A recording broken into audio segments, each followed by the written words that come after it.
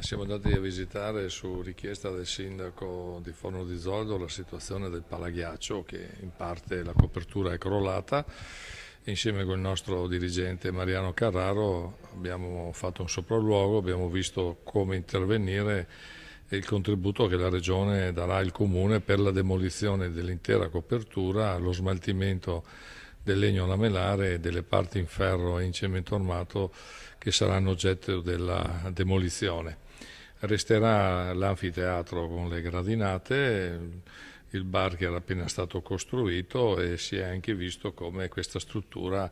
potrà comunque essere recuperata per un suo uso turistico e polifunzionale. Poi abbiamo anche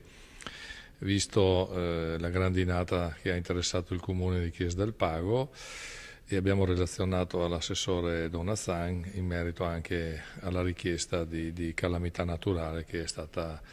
avanzata dalla comunità dell'Alpago.